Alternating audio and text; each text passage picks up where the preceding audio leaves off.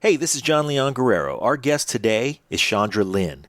She's the founder of Glow Marketing and Glow Living, where she puts her unique combination of experiential capabilities to work for some of the highest level performing individuals and their companies. She's got a BA in communications with a minor in management from Sonoma State, go Seawolves, and an MBA from Golden Gate University, where she subsequently returned as an instructor. She also has a coaching certification from the Tony Robbins Chloe Madonna Center for Strategic Intervention. She's held positions covering a wide range of functions in branded entertainment at companies like Avid, Bill Graham Presents, Live Nation, New Bay Media, San Francisco Magazine, and Cumulus Media. That array of experience and training gives her the unique ability to mentor and coach a founder or chief exec to maximize his or her performance, then lead or assist with strategic planning for product launch or marketing campaigns, and then as the mission gets up to speed, handle the PR, promotions, artist relations, event planning, lead or coordinate fan or consumer engagement and social media marketing, all the way to audio and video production or design and illustration. She's done it to remarkable success with entrepreneurs, creators, and corporations like Apple, Autodesk, DigiDesign, Tyra Banks, Irene Cara, our friend Joe Solo, Smart Cars, and the Wine Group, among many, many more. She's also introduced us to some of our favorite guests to include Tim Kelley, Dave Aude, and Andy Summers. She's helped all of these folks and their companies to launch endeavors, accelerate their successes, and create lasting, memorable impressions.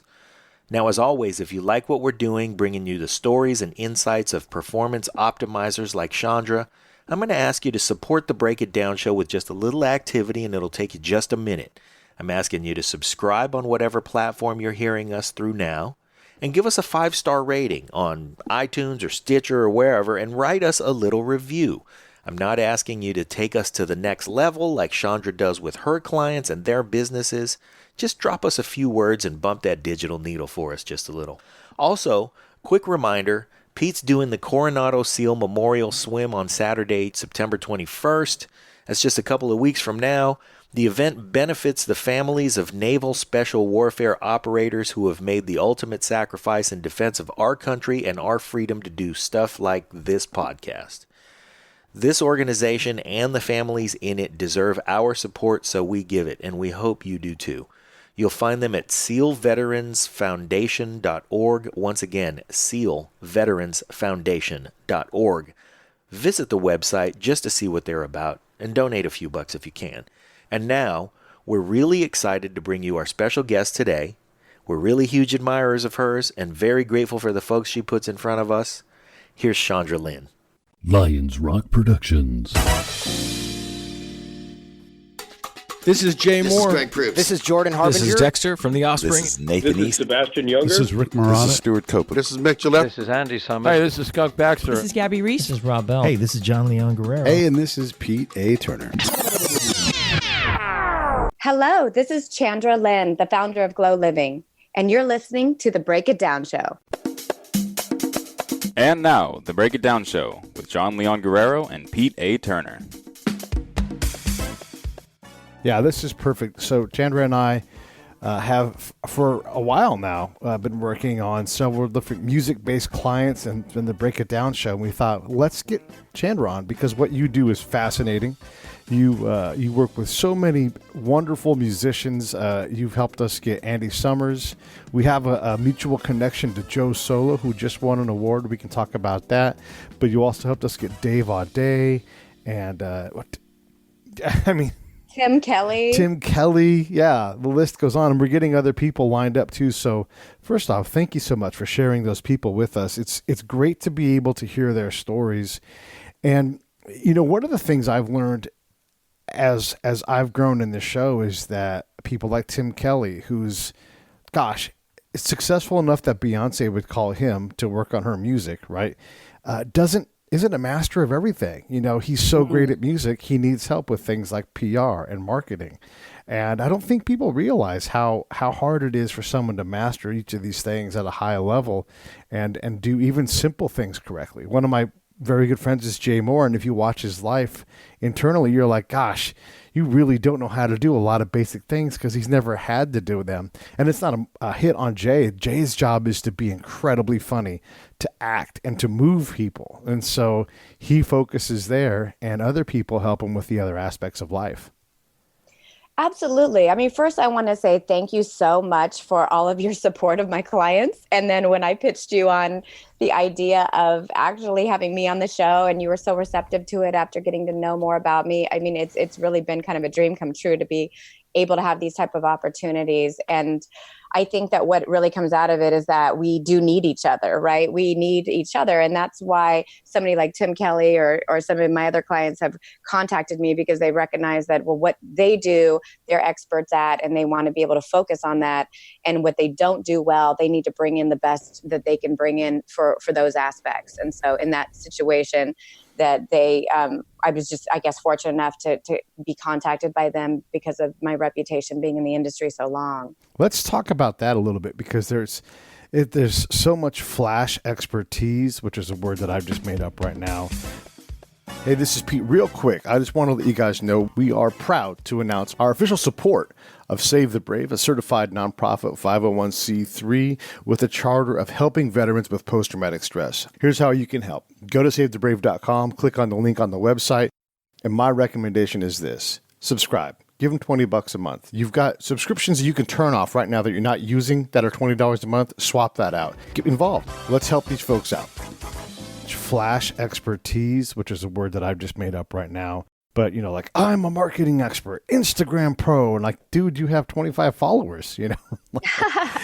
and right. Even if you've got 2 million followers, it doesn't mean that you're a pro. It might mean a lot of things. So how does one really, I mean, this is, you know, we're establishing your bona fides. How do you get someone like Andy Summers to work with you? What is it about your reputation? How did you build it? All those things. Oh, I think in one word, I can sum that up as relationships. You know, I think that what it is that I don't look so much at the analytics of the numbers and all that. I look at the quality of the relationships and how authentic they are. You know, I really think that that's maybe what sets me apart is the realness of it, that people in the industry understand that, you know, I'm the kind of person that cares about them, you know, and wants their success. So I'm a connector. So I find ways to help people be successful, whether I'm the one to help them or not. And I don't really go in with kind of an egoic, like, what can I get out of this? And in fact, I've coached a lot of people in the industry who want to network at things like the NAMM show and, you know, all these other opportunities, to lead with, what can I do to help you, as opposed to, you know, focusing on how they can help them in those initial meetings. So when people see that I'm the kind of person that genuinely wants to help them, that is authentic, that will be honest about whether I can come up with, you know, something that delivers. I mean, that's the other thing, is that there's times when I will tell them honestly that it's not me, that I'm not the right fit. And I think that just grows trust over time, because if it's not me, I might know someone and then they have a good experience with that person. Just like how you and I started, you know, you started building trust in me because of the people I was delivering and how well they did for you and the show. Would you agree with that? No, absolutely. I mean, in general, you know, we'll just use Andy as an example. Andy's a pro. He knows what to do, but he does have a reputation of being a little bit hard to deal with in an interview, you know? So you're putting us in a position where, you know, Andy's not going to fail, but it's tough. He's a challenging interview. And so we spent a lot of time prepping for that. And I'll say this, I think there's not a better interview of Andy Summers in the last 25 years, because we didn't say, amazing. When are the police getting together? You know, we led with, he's an artist, he's a photographer. And yeah, we talk about the police a little bit, just like anybody would talk about a highlight in their life. Like, yeah, 25, 35, 40 years ago, I did this thing, you know, but now I'm about this. We talked much more about where he was on the frontier of art. And he's like, I have no peer. I'm way over here all by myself, because he's really on the edge of it. And that's much more what he wants to talk about. And that's pro level stuff. Like, for the fans that want to hear the same story about Andy Summers, go somewhere else. We're going to give you the new Andy. And I think with that, we were able to get Andy to a different spot and display for you and for him that, you know, we really want to know more about him as opposed to like what he did a long time ago. And that I knew with him built trust. There was a respect for, the fact that he's answered those questions 1,000 times. And you now can know, hey, these guys aren't just going to bore my client to tears. He can go to unannounced, end up at Andy's house because the logistics got all screwed up, and walk out with Andy very happy. I mean, that's what we all want out of this whole thing. Well, yeah, and that's how I got to see how professional you guys are, and I think that what happened with Andy is that he does get really excited to work with people that, of course he understands that there's going to be police talk, but that also see him as a multidimensional person. And I got him recently an article in Psychology Today about synesthesia, and he was so excited about that. And then I presented him with an opportunity to be on the cover of Guitar Player, and it seemed like, of course he's excited about that too, but that initially he was more excited about the Psychology Today thing because it's so different. And I think we do get to that point in our careers where, we want to do something different. And I think that's part of the reason why I've started to make a career pivot for myself as well. Yeah. No, that I'm makes still a lot doing of the marketing and PR, as you know, I'm still representing clients. It's just that I decided after all these years that it's time for me to develop my own brand. I've been behind the scenes and promoting brands, and I'm like, I can do this too. And I have something to say. And it does have to do with this idea of, connecting with your authenticity and, being able to build relationships that support you to meet your goals and live to your highest potential. So that's why I started getting more into life coaching and working with artists to do that as great examples, and then bringing it out to the general public. Yeah. I mean, this is the key thing here, because I want folks to understand that when you deal with these high-end people, like Dave Aude has over 100 number one hits in dance tracks. We've all heard his music. But again, that doesn't mean that his life is 100% settled. Like you bring a massive work where you've dealt with all of these different significant artists, and you've seen their struggles and their successes. And in essence, a lot of times you're a life coach, and I do the same thing where I talk about the straw on a camel's back with people people ask me questions all the time because I have a lot of insight. And I look, before you get to the straw that breaks the camel's back, why don't you inventory your straw? And anything that has anything to do with hate, try to put it down. And then if you have to have that much straw on your back, put some joy straw on your back, or some awe, or some wonder, or time with friends. Like if you're going to carry a lot of weight, carry a weight that makes you happy, that, that you can see.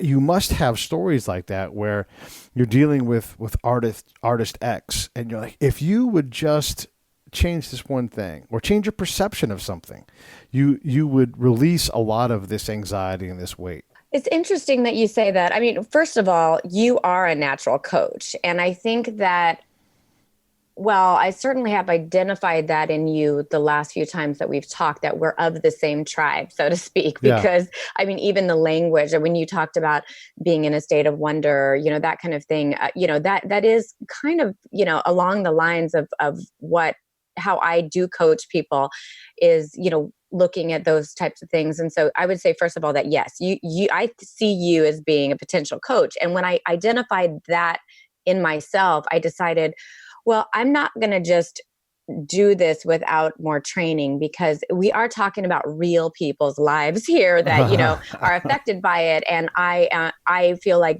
they would start to come to me for these things. And so I went and got a certification. And part of that was just personal interest. I still had my marketing business, and I didn't really think about coaching in terms of, I'm going to do this to make money. I did it because I was developing myself, and I thought I'd be in greater service to my clients, and knowing that, it wasn't just the artist, it could be CEOs to these, music instrument manufacturers that I was working with, and they were asking me about strategy. But then after that after we discussed that, then some of their life stuff, started naturally coming in. And I thought, wow, I can be of even greater service if I can help them in those areas too. And so that, I think, really set me apart as far as what I was offering. Although it started to be a little bit muddy, too, like, what is she, a life coach, or is she a marketing person. And I decided, I don't just want to be the marketing and PR chick. I don't want to run around NAM and go, yeah, she's the PR chick. No, I really wanted to be seen for offering something more meaningful, and not that it's not meaningful, but just more personally meaningful and richer. And so people that got to know me through these genuine relationships I was talking about were able to start to see that in me and value that and utilize my services in a different way. So that's been exciting. But as far as some of these stories are, I mean, obviously I can't talk about specific people, but what I can tell you is things like road life, do bring up a lot of issues because there's balance problems. So I started to look at developing programs around live-work balance, because when people are out of balance, all kinds of stuff goes wrong. When you're on the road and just for example, with relationships, they may need more than anybody else the stability of having somebody at home, because that's their certainty, their security, that's where that's coming from. And having that tether allows them to venture in the world and have all that variety and uncertainty and excitement. That gives them that balance to have both. But in the inner workings of that balance, also there's a lot of challenges because of the needs of the other person who's at home, who only gets to see them sporadically, and how to develop the depth to those relationships. So I felt like I was starting to coach a lot around relationship issues. And then it also, I'd visit these guys on tour, or they'd come through town and I'd see what they're drinking and eating on the tour bus or backstage or whatever. And they would start to go, God, I've gained weight since I've been out here. Like they'd talk about their health, how they have to have a lot of stamina, to be able to be on the road that long. Yeah. And I just naturally start talking about fitness and healthy living. And as all these kind of things started coming out in these conversations, I started realizing how valuable it would be for me to launch something like Glow Living that gives them the support in the areas of, their key root areas, which the root system, I call it, which are their career, their family, their health, their own personal health and fitness, what's happening with their friend group and their relationships and so forth. And so that's when I developed Root to Rise, which is my online course that people can go through DIY or with me as a part of a membership community to get the support that they need to balance their lives. Right. Right. When I do my, I'm doing my quotey fingers coaching, but I give a lot of counsel on things, partly because I've seen the world from a lot of different perspectives. When folks want to know what sucks, I'm like, here's what sucks. You don't have this problem, so be glad that you're at where you're at and then build from there or whatever. But I think the main piece of advice I give, and it applies to everything, is just to slow down.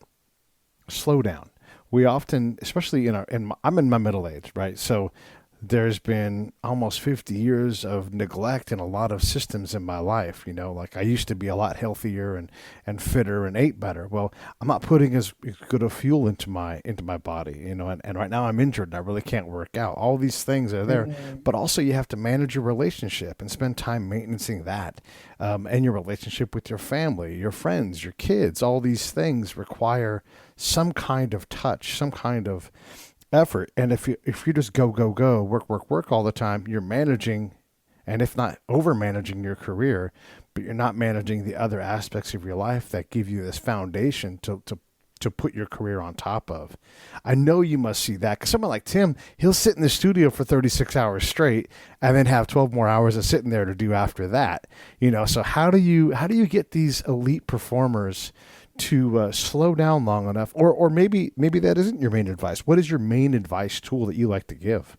Well, it really certainly is about balancing their root system, because the roots are our foundation for our lives. And it's very hard to expect ourselves to rise to our fullest potential or do anything of note, build that legacy that we have in mind for ourselves when we don't have a solid foundation. And by that, I mean, we're out of balance in these areas. So if you're spending a lot of time in the studio or a lot of time on the road, you have to look at what you're not doing. And if you're avoiding certain things, and what the cost of that is, because something like your own personal health and fitness, unfortunately, that's a pretty extreme example that if you get sick, guess what? You won't be going on the road. You will not be in the studio. You'll be focusing on your health as your number one priority, and everything will fall back.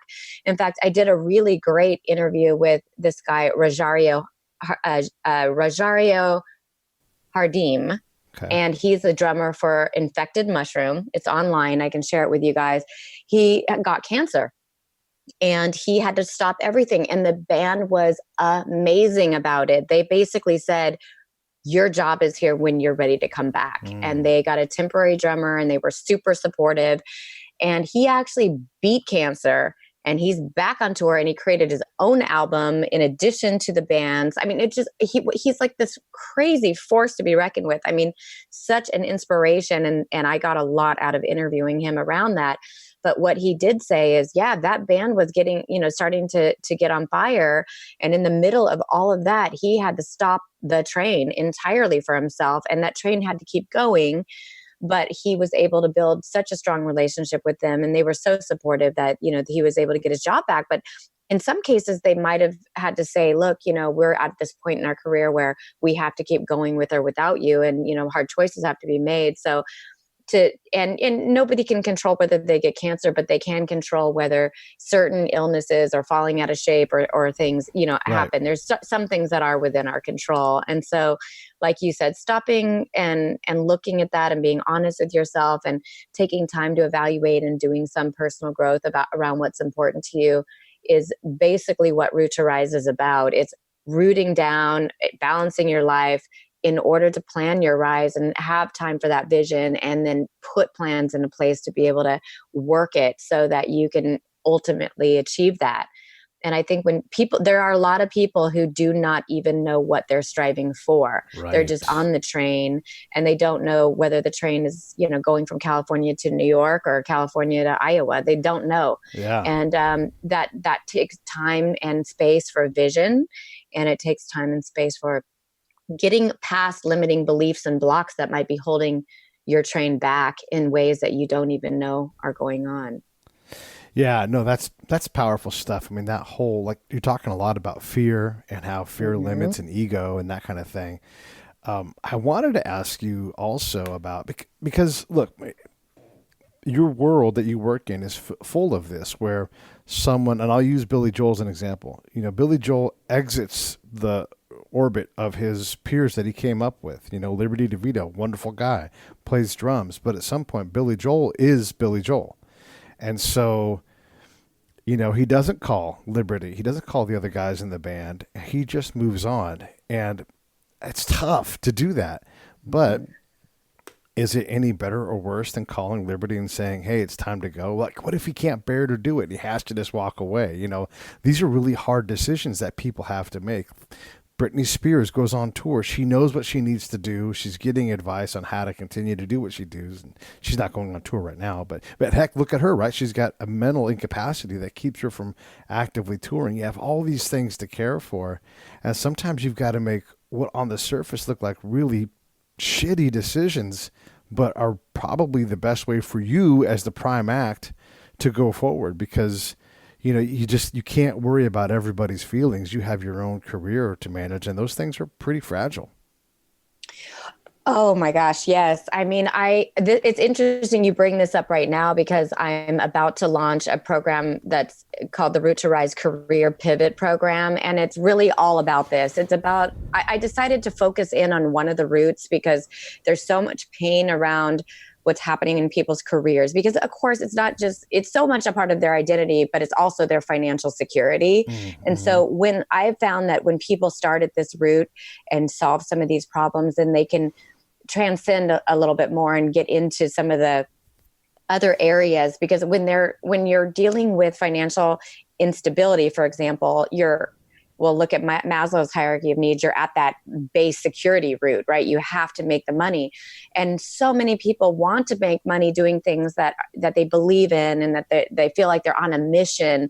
But most people are in jobs that they feel like are just jobs. They're not career paths. They're not life missions. They're not higher purpose. And so how do you make those hard decisions to go from a job that you don't like, but brings, you the money, to something that is really meaningful. And so I put a lot of thought into this and what it takes for that transformation to happen. And you hit the nail on the head in a lot of ways, having to really look at these hard decisions and make steps. And it really comes down to taking certain leaps. And I thought about an idea for how people can do that with a little more certainty, validating to a certain degree what they want to move towards to make those decisions. But still, you don't have a crystal ball. There's still a lot of uncertainty. So you have to look at how much uncertainty you're comfortable with, because I do believe that the more comfortable you are with the uncertainties of life and weathering those storms and trusting yourself and being able to know that you're going to be okay at the end of it, gives you that power to step into not only the future, but your full potential and all of who you are authentically, to go towards what it is that you really want to do. But along the way, if you see, I'm kind of questioning myself, maybe I have imposter syndrome, or maybe I have bag lady syndrome, or like there's these things that come up and they're syndromes, as I don't know if they're really like, they're not like a medical condition, but they're common fears that come up in people. So it's worth going, well, this is common, so it isn't necessarily real. Right. It's okay that people have these thoughts about themselves and go, well, I'm an imposter. People aren't going to, maybe I don't have as much to offer as this other person, and they get into comparing themselves and whatnot. So like you said, slowing things down enough to even be the observer and recognize that your mind is serving you up these thoughts that are trying to hold you back. And why would it do that? Well, it's doing that to keep you safe, because you may not be happy in this old job doing whatever you're doing, but you're safe, and the brain knows that, right? So it's going to serve up things to keep you safe, when really what's good for your soul is growth. Like, we all need to grow. Yeah. We need to grow, right? And so that's not really safe though. So the brain's going to serve those fears up to keep you safe. And that's kind of what my program is setting out to do, is explore that so you can break through that. So you can have some certainty and confidence going into the next steps and saying, okay, there's nobody in the world that's going to tell you whether it's going to be okay, other than your own sense of certainty that if something does come along that's trying to topple down your tree, that that you have the internal strength to be able to take whatever it comes and make it, turn something out of it, into something good. No, there's a lot in that. I know. There's a lot. But you were talking about the music, right? Like people having to do this in their career, but it's really, everybody gets to this place where whatever they've been doing may feel like it doesn't fit anymore. Like it just, they've been trying it on and it's just not working. Yeah. And so musicians, you can see it because they're visible, and you know these point in times in their career where they made these big decisions that we may or may not understand about their creative direction, or working with certain producers, or having, certain types, maybe even genre shifts, in what kind of music they're putting out in their fans, and they can lose huge, volumes of fans in one fall swoop by putting out an album in a different genre. Right. But like, why do they do it? Well, because they're aligning to their own authenticity, or they're trying something on that may or may not work, but like they feel like they need to do for their own evolution. Yeah, no, that's fantastic. I mean, again, so many things to bring up from this. Just thinking about the imposter syndrome part of it, dealing with that, understanding that that's normal. Like I tell, my girlfriend said this, and I say it too. People suck at people dying. They handle it in different ways. So yeah, someone is going to handle it really poorly. Maybe you're going to handle it poorly. And everybody needs to give each other some space as we all try to sort through something that not only sucks, but is exceptionally hard to do well. So same thing with becoming uber famous, and Uber is what step is that? Like Tim Kelley to me is uber famous. He can go to a party and everybody's be like, oh shit, there's Tim Kelley, Billy Joel is uber famous. There's no manual on that, on how you do your fame, like you're supposed to feel insecure. Like they're all going to find out that I'm not that great at the piano, or that I sing off key, or, there's all these thoughts that are in your head that limit you. And the same thing applies to your day job. If you're someone who's listening, driving across the bridge, looking at Benicia on their way to work. That's where, you know where Benicia is. That's where I'm from. So that person who's like, I really want to do something else, maybe, and I'm setting you up to expand on this. Maybe the person is in maintenance mode in their career, not feeling inspired, and thinks, I want to bake cookies, donuts, cupcakes, whatever it is, right? You don't just slide away and give up the thing you've maintained in your safety.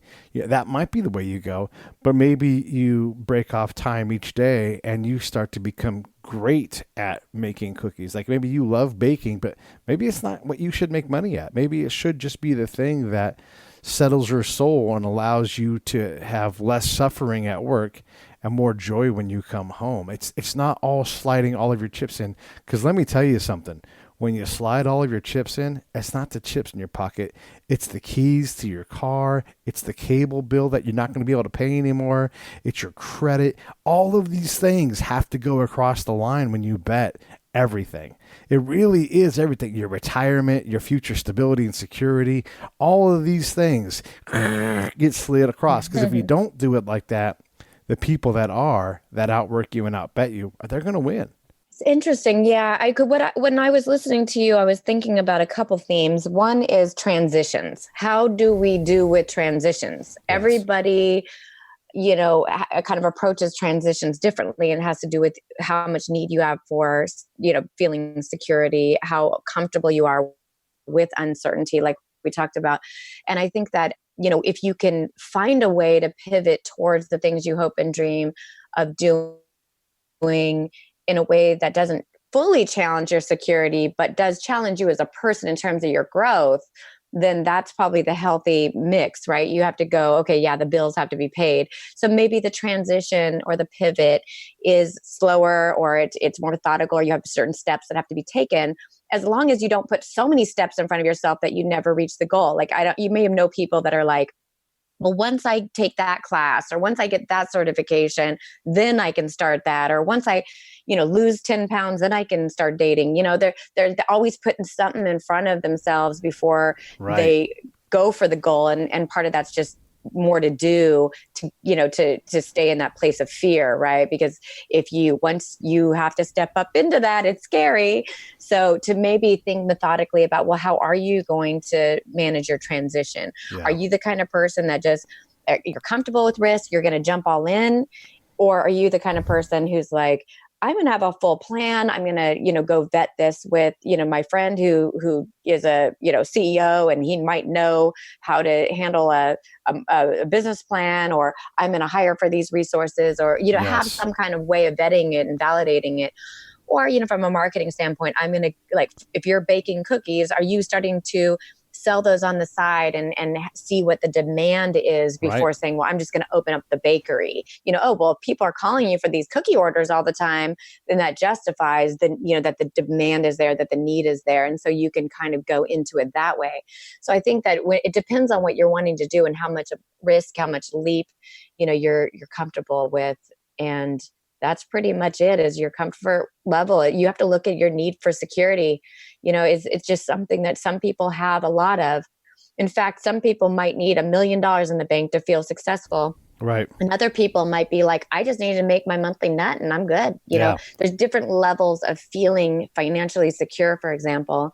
And it's the same with other aspects of your life. Like, how much is enough?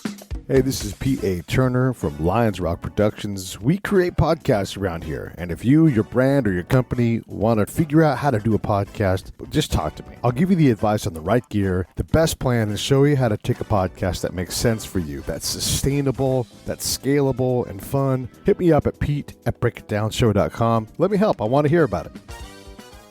Yeah, no, and I think you made a great point with the whole, you have to have a program.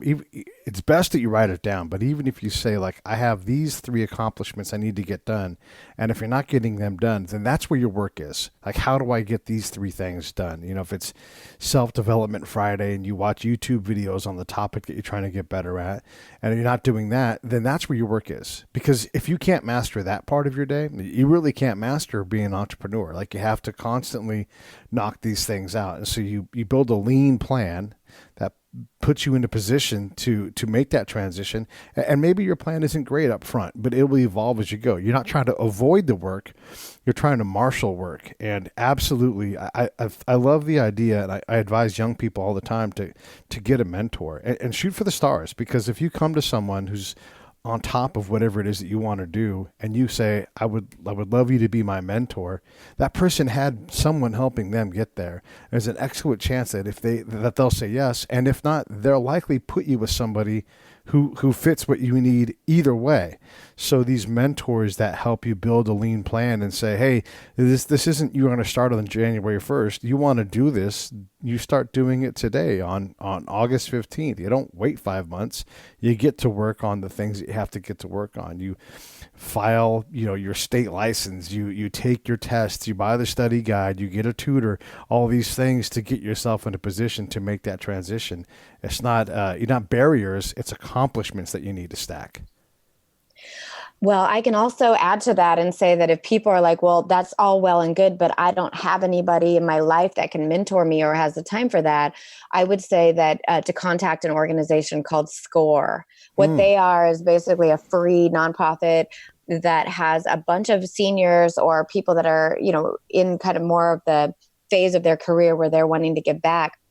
And they matched you up based on what you're looking for. And I've utilized them several times. In fact, one guy that I got connected with is just an amazing music industry veteran. His name is Chris Stone. And actually he passed away in 2016, but he was the co-founder of the Record Plant, and he co-founded SPARS, which is the Society for Audio Recording Services. And he was amazing because he gave me one strategy for my business that changed everything. And that was, as a marketing person, that if I had, say, my capacity was 4 retainer-based clients and one of them went away, that's 25% of my business that goes away in one fell swoop, right? So what he said was, what if you had 2 retainer-based clients and you left the other 50% of your time open for project work? What that would do is it would bring you a lot of different people that you could work with, that you'd have way more work examples and way more people to give you referrals.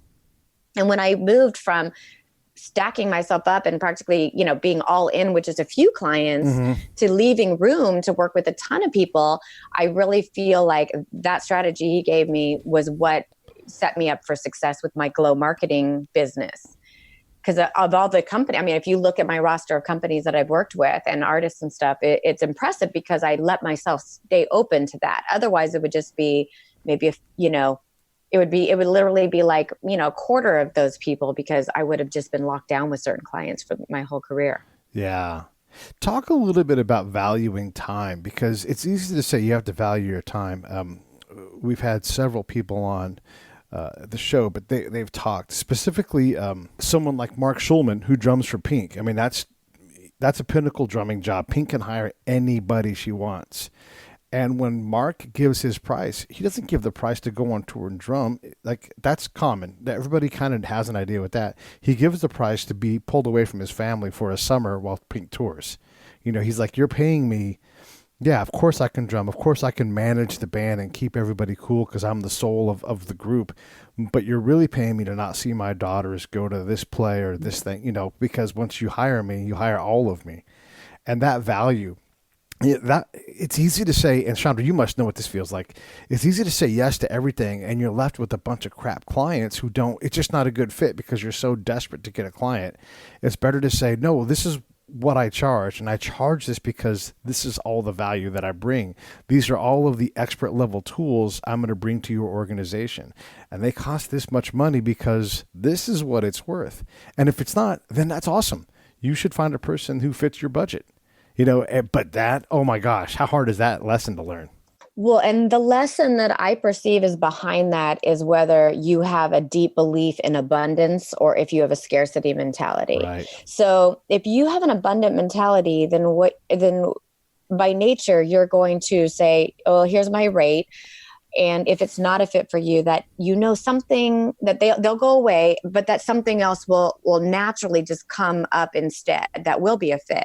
But if you have a scarcity mentality, then you think, I have to take that because I don't know when the next thing is going to come or if the next thing is going to come. And so I just have to take what I can get. Yeah. And so it's challenging because I have observed my own, levels of abundant versus scarcity mentality, thoughts going on. And I can definitely say that even now there's times when I get triggered when I'm approached with an opportunity and I'll think, well, I could just do this real quick, and everything. But from my experience, I've seen that when I have let opportunities go, that new ones have come up, and that it happens every time. I mean, I started Glow Marketing in January of 2000. So it's 19 years old. And I can tell you that what I have seen is that it always comes. It does. It might take a little bit longer than I want.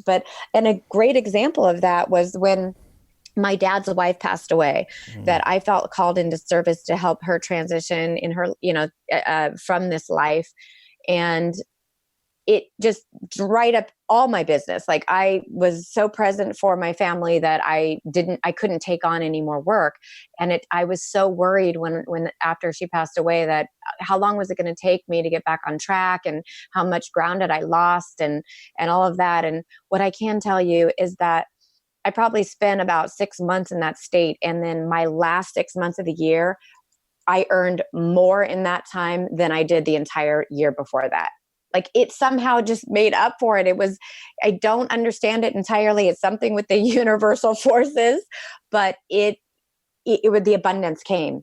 And so I have seen time and again examples like that in my life, where when I haven't been able to work or I've had to close the door on an opportunity, that inevitably something else comes. And now it's my job to be honest with myself about whether it's a fit, whether it's authentic to me, whether it's time for that, or whether it's time for a new vision. And I'm constantly challenged with that. I mean, every single day I think about my own priorities and what I should be doing, whether I should be working on my own project or whether I should be helping somebody who's I'm either wanting to just help them personally, or they're paying me to support them in some way. And it's a constant time management problem. And really all we have is time. And if you undervalue your time, which I've done, okay, I'll be honest, I've undervalued my time a lot. I've learned the hard way that you're undercutting yourself. You're underselling yourself, and you have to then look at your own self-image and self-worth. It's very hard to look in that mirror sometimes, but it can really pay off when you do. Well, it also gives you the opportunity to look where you need to develop. And really, again, it can be life. Like, I really need to spend more time under a bunch of weights and really get the benefit of working out. Pete Koch says, he's a co-host on the show all the time, 28 hours a month. So when you look at your value, that working out time, that's you showing everybody who believes in you that you're working hard at being what they believe in, and going out and doing it and understanding it. It's all right to struggle. It's all right to be uncomfortable too. How about that? Like, you talk about growth. Growth ain't comfortable. Getting under that weight bar and pushing it, that's not comfortable. Well, they say no pain, no gain, right? Exactly. I mean, I force myself on this show to take on topics that I find challenging for a number of reasons, whether it's intellectually challenging, or it challenges my preconceived notions, or it challenges what I think is wisdom. Because if I can't take that, how can I take the audience on the same journey? I'm denying them the same thing. So as long as I understand what I'm trying to do, at least in the abstract, then I can saddle up that show and go for a ride, and inevitably I grow from it, and my mind is blown repeatedly. And when you put your mind back together, it gets better each time as you reassemble all these thoughts. I mean, think about this, Chandra. Over 540 shows have been recorded for this. I think we're releasing 511 today. I've had my mind blown 550 times. So you have to find ways to grow, and it's a lot of work to blow your mind 500 times. It's a lot of work. I'll never get the actual money back for what I've put in, but it's such an investment in my well-being and the well-being of others around me. That's why people love the show, is because we're all going on this ride together. We're all bending our minds and stretching and doing things. That's what that transition, to me, that's what it means, is really finding a healthy way to push yourself and try new things and get a little uncomfortable, because it's I'd say it's not discomfort, it's miscomfort. It's a comfort you don't know yet, but you'll find out that, you are fast enough, you are strong enough to do whatever it is, as long as you have the ability to look at what you do and go, this is where I need to grow. Oh, I love that. I mean, I really, when I was listening to you, I was thinking about being on a personal mission. And I think that there's people that are solopreneurs like us, right? Mm-hmm. Where we have this mission where we're going out, we're like, how can we grow ourselves, but also add value to other people's lives and help them grow? And, that's kind of our passion and our mission. And we're totally aligned to that. And I, like I said, you and I are tribesmen for that reason. Right. But there's also people out there who are really great at being part of teams. And so they might be in a band or they might work at a company. And it's okay that they find their own personal mission within somebody else's structure. You know what I mean? Like, I think for all the people who are out there, like, God, I love to, have that personal passion of having my own thing, but, really I'm at this job. And so how do I really feel good about what I'm doing? It's that within any organization, whether it's a band or a company, that everybody's needed. And so within your role, if you can go, well, what is my personal mission? How do I, support the rest of the group? And how do I serve our clients or customers at my highest level? And how do I add value? It's like they can come at it with the same attitude that we have as solopreneurs and be able to be, somebody that makes a difference. And because that's what we strive. I think a lot of people strive to do is feel like they have value and that this life has value.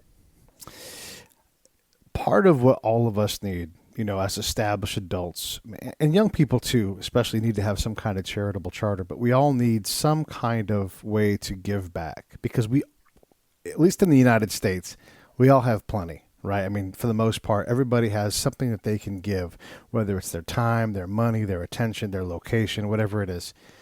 What do you advise, especially like your artists, that, like, look at what Gary Sinise does. That guy's incredible. It's not comfortable to do what he does, but he just pushes and pushes and pushes and helps and helps and helps. So what are your thoughts on charity and how to really push yourself to do more than you think you can? Because, there's people that you really can help. There's especially influencers. Influencers are, people look up to them. And so, they are in a unique position to be able to influence a lot of people to do the same. I think that, what I guess I would recommend is just, this is an opportunity to do work that aligns to a personal passion. So like, if you love animals, you just absolutely, have a passion for animals, that you can go towards a charity or some kind of giving related to animals. Or if you're somebody who just loves being out in nature and gets off on the idea of a clean ocean, which I do as well, that they can, there's a lot of places, the Oceanic Society and in different places, Ocean Conservancy, different charities for that. So I think that, or working with children, music is, there's a lot of music related charities for music in schools and music in schools today. Grammy organization has a lot of, so I think it really has to do with finding out, not just giving for giving's sake, which I think is also great, but if you're going to bring more to it if it's related to supporting something that that touches your heart in a special way. Yeah. And I guess with that said, I should also say that we've recently partnered with Save the Brave. It's Scott Husing's charity, and what they do is they get veterans with PTSD and that just need some better memories, need some fellowship. They get them out and they go deep sea fishing. So if you guys are with me, that's a good way to support. On the website, you can go to the Save the Brave icon there, and you can either give one time, or what I recommend is just to subscribe. Just $5 a week, $20 a month, $50 a month, whatever it is, that little bit, it goes into helping these guys. So even if you don't have time or you're not sure what to do, hey, there's something you can do right there. Help out Save the Brave. These are people I know and trust. And, you guys know Scott, you hear him all the time on the show. Let me get back to Chandra and what we're talking about. Oh, well, that's great, though. And I have to say that for as much, grief as Facebook's been getting from people, they've been doing a really good job with, aligning with charities, having people choose a charity for their birthday. I set a goal for a charity related to suicide prevention and exceeded my goal for my birthday last Sunday. Yeah. So like, I think that that's a really, I mean, think about if everybody did that, Yeah. how much would be generated from that. So being able to find these vehicles that are really easy for us to be involved with, where that didn't require a lot of my time. I, posted and kind of said something, personal about what, my life. I mean, my grandmother had a suicide intervention hotline coming into the house because she was a therapist and she spent her whole career supporting suicide intervention. And, so it has a personal, like even childhood connection for me. And so, and of course in the music industry, we've seen, the loss of so many amazing talents into this. So, it was highly supported as a result of me doing that. But I think that, we all have our spheres of influence. And so if we can leverage that, whether it's tools like Facebook or your personal time or your money, then for sure, just do what you can. Also, I wanted to mention one other thing, which is I did an interview with Pato Banton. He's a legendary, reggae artist. And he talked about this on a video interview that I have on my YouTube channel. And he basically said that you can start even in your own family or in your own community. And they do things like they'll open up, Sundays or something. They might have a little potluck where everybody from the neighborhood comes over. And in doing that, you find out, the 80-year-old lady down the street is on hospice. And so people are, going over and supporting in different ways. Or like you can just start within your own block if you need to. And so that when people do that, everybody supporting their neighbors, even imagine how that ends up, being like this web of people doing that to that's really what One World is all about. One world, we're out there and we're doing what we can in our communities. And if everybody's doing that within their community, it's that tapestry that's woven together to create that one world. We have a perception problem too with charity. Like how many of us have an ongoing subscription for something, at least one something, if not several somethings that we don't even use, the gym membership, whatever it's going to be. If you turn that $20 a month off and put it into Save the Brave or whatever your charity is going to be, you would already be doing more with something you don't even realize you're doing. But it's just for whatever reason, we have a mental block there where we don't think about, I constantly need to be giving to something, whether it's charity on top, gift cards to your friends, like, hey, I thought about you. Here's a $5 charity gift card. Boom. And it can be all electronic. It's just a way of amplifying it. But anything, like people want to, speaking of Facebook, people want to complain about Donald Trump or they want to complain about whatever. Like, hey, anytime you put a rant up, force yourself to kick $20 out to someone who needs it. When you go by a homeless person, we're so shitty to people, right? Like I've got cash in my pocket. I don't have a lot of money. I'm an artist. I don't make a lot of cash, but if I've got cash in my pocket, even if the person's not a veteran and they say I'm a veteran, and I'm like, I don't know about that. I correct myself when I say, hey man, how can I help you? Can I buy you a sandwich? Can I, what does it need? And if they just want the money, I just give it to them because what they don't have enough of? Everything. Well, and compassion, I mean, Pato mentioned that too. He's like, he takes time to stop and talk to the homeless and say, what do you need? And look in their eyes and show them that somebody cares, and it's hard to do. I mean, I've been I live in the San Francisco Bay Area and there's a lot of homeless and there's times when I guess what for me, I have decided that there's no end to how much we can give. And so I have to check in with myself about what can I do? Right. And then I put some limitations on it. Like, for example, I might say, I have this much money and I'm going to do it all at the end of the year. And, it's, like everybody can pitch me their ideas and everything else. And then this is what I do. And then it's done. So I'm not necessarily all year long, just kind of like, giving out every time I walk by somebody. But at the same time, I know that the potential of what I have to give is ultimately given by the end of each year, So that's just an example of how we can feel like we don't have to live our life bleeding hearts, we have no time for ourselves even because we're just helping everybody else. But like be able to say, I'm giving I'm still giving, at the Yeah. end of the day, I'm doing everything that I can. Yeah. And so I think everybody has to check in with themselves and decide what they are willing to do.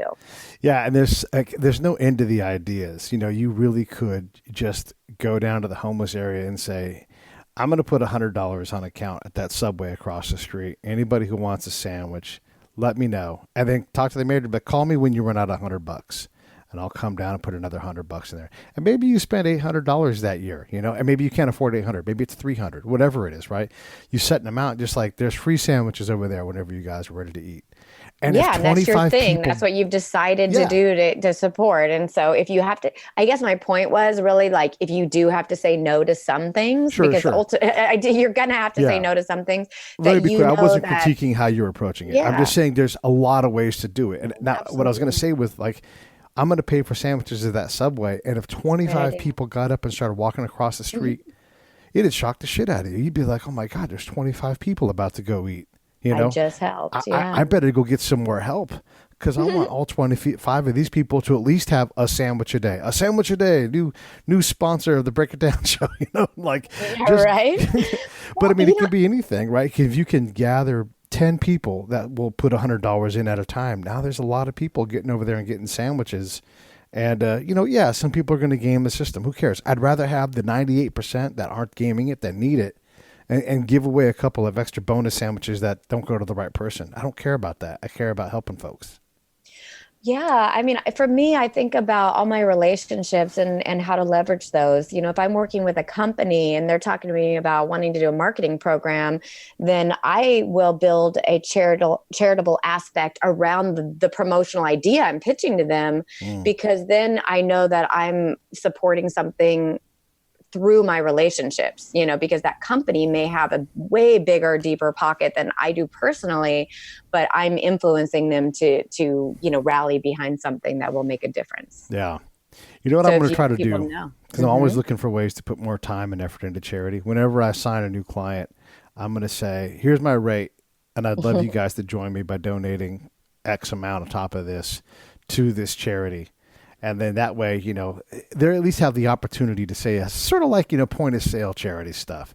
I'm just going to say, here's your chance. I'm passionate about this. If you want to support me, and maybe I'll even take a smaller cut of what I get, and it'll go right into charity. So that's going to be my commitment. Oh, I love your way of thinking. It's amazing. And just the fact that you're mindful about that and want to share ideas with your audience. I mean, inspire them to do it. I mean, I think that's the main thing, where you're using all of your available resources to inspire and get something done to make a difference. Tell everybody where they can find you as a coach, because what you're talking about, Chandra, is really powerful. And I know there's folks out there, and it may not be this week, it may be 3 months from there. We're like, oh, who was that lady on the show?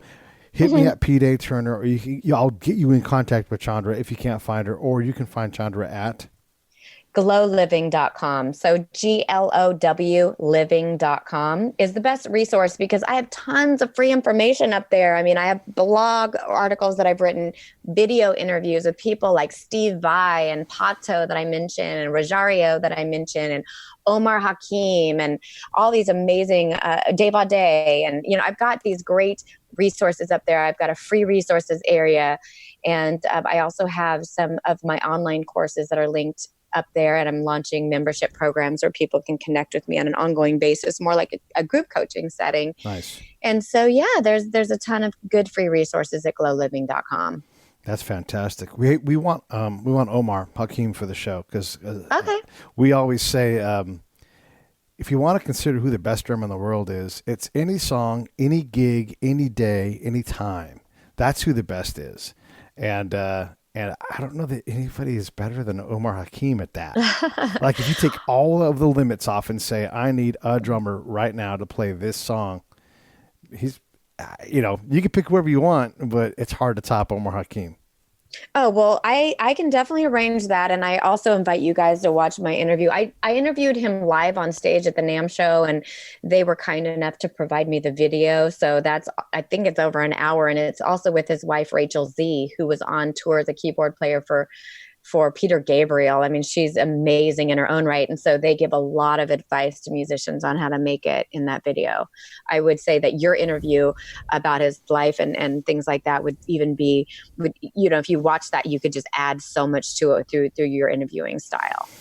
That sounds perfect. For sure, check that out, and we can talk after the interview about how to connect you with him. This is Chandra Lynn, everybody, and seriously, if you guys are thinking about trying to tighten up your ship, even if you're not going to change your job, and you just want to get some perspective, this is someone you should talk to. And really, every time Chandra and I get on the phone together, we have these long conversations. I'm like, hey, I'm going to drive to San Diego. And the next thing I know, I'm in San Diego. And we spent 2 hours. And I just get so much out of it. So I hope you all have enjoyed her like I have. Chandra, thanks so much for coming on.